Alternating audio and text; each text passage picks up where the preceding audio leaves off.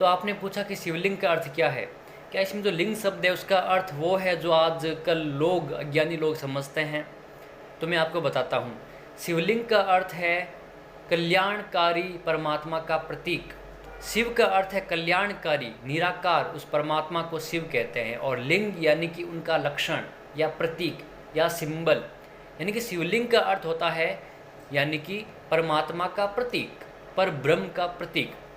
अब आपको उपनिषदों से कुछ उदाहरण देकर भी समझाता हूँ कि लिंग का अर्थ लक्षण होता है।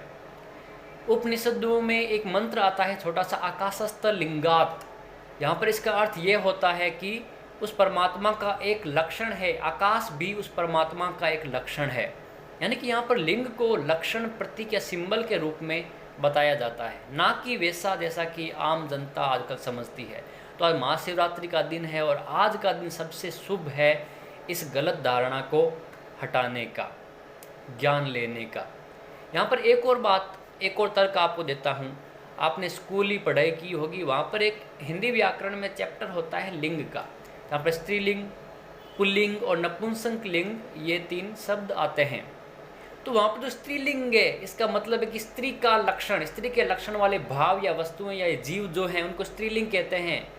पुरुष के लक्षण वाले जो जीव, भाव या वाक्य हैं उनको पुल्लिंग कहते हैं। और नपुंसक लिंग, जो इन दोनों स्त्री और पुरुष दोनों भाव या शब्दों या जीवों के बीच में आते हैं, उनको नपुंसक लिंग कहते हैं।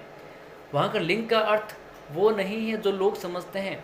यहाँ पर अगर लिंग का अर्थ वैसा होता, कोई अंग विशेष होता, तो यहाँ पर स्त्रीलिंग के आगे लिंग शब्द क्यों होता? नपुंसक के आगे जो लिंग लिखा होता है व्याकरण में, उसका अर्थ क्या है? लक्षण, साफ तौर पर। नपुंसक के लिंग अंग विशेष होता नहीं है।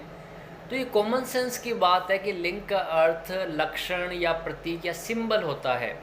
परमात्मा निराकार है, लेकिन जो आम लोग हैं उन्हें समझाने के लिए शिवलिंग एक प्रतीक के रूप में इसकी स्थापना की गई। सो शिवलिंग का अर्थ है उस निराकार परमात्मा का प्रतीक या सिंबल। इतना सबको क्लियर होना चाहिए। तो उम्मीद है कि आपको ये बात समझ में आ गई होगी।